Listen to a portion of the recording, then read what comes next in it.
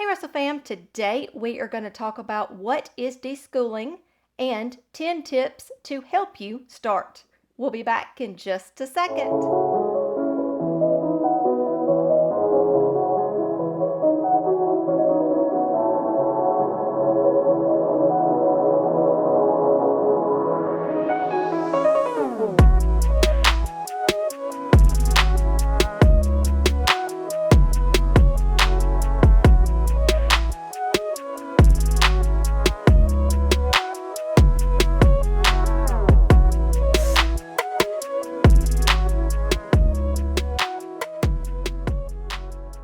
Okay, what is deschooling?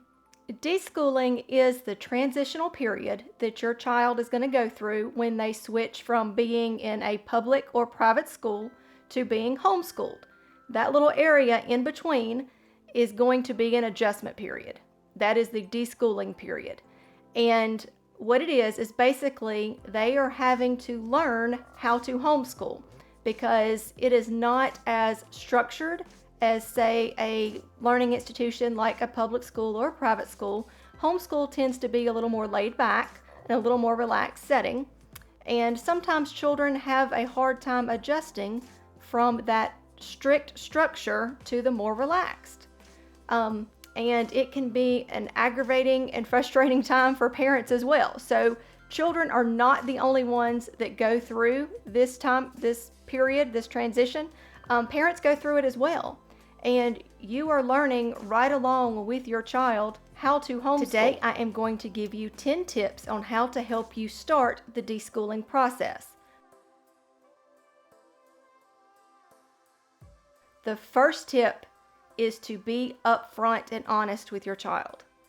Tell your child there is going to be a transition period. It's going to be a learning time for you as well as for them, and y'all are going to learn how to do it together. Be honest with them that their homeschool is not going to be as structured as their school. They're still going to have to learn certain things. Tell them what your expectations are going in so y'all will both know. And just let them know that y'all are going to learn together. It's going to be a little bit of a process. You're going to have some good days, some bad days, some ups and downs, but y'all are going to do it together. And it's just going to be a learning process. So you've got to be upfront and honest about that process. Okay, tip number 2 is to find other homeschoolers in your area.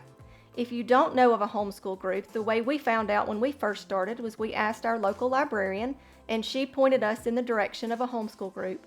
You can also ask your school's counselor when, if you are taking your child out of school. They may know of some homeschool groups in your area.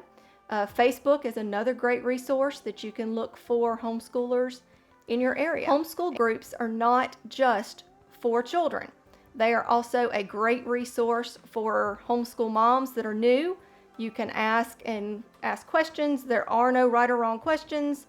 Just ask, and every homeschool mom in the group will be excited to answer any of questions that you may have.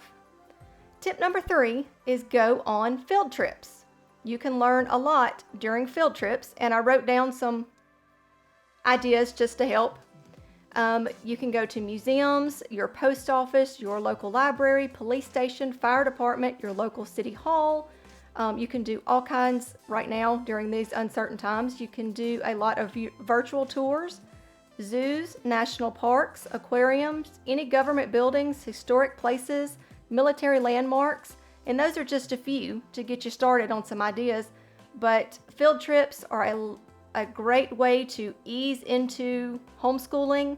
It kind of takes the pressure off. You get to enjoy some mom and child time or mom-children time. Just a fun way to do some homeschooling. Tip number 4 is be creative. And when I say be creative, I mean write a story, draw a picture. Build something, paint something, color something.